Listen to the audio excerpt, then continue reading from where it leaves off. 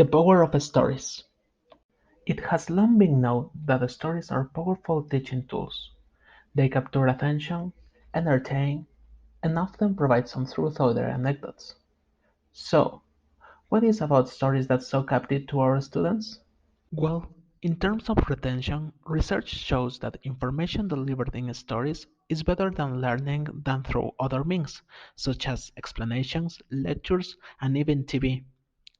It has also been known that children recall significantly more information from the narrative passage than they did from the expository passage with similar content.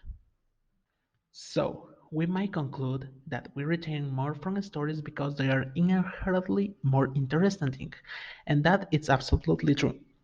On the basis of different studies carried out by prestigious universities, it has been concluded that students who learn a topic through a story show much better retention than those who just listen to it as a lecture. Okay, but how does neuroscience explain this?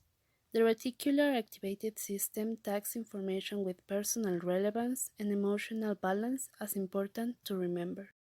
Stories that cause emotion in students can release three important neurotransmitters. First, dopamine, the neurotransmitter of drive, reward, and deeper learning.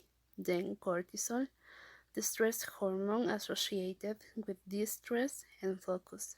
And oxytocin, the neurotransmitter associated with bonding. The information in stories must be structured by the arc of rising action, climax, and falling action that the stories are made of. Hi everyone! Now I am going to explain you the last part of our exposition. We have that oddly mentions that fiction can be perceived like a simulation where the social world is negotiated.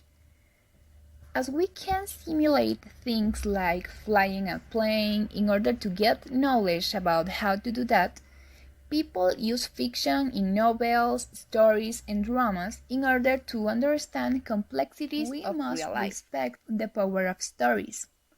In the last 20 years, one of the greatest changes in language teaching has been the spread of extensive reading.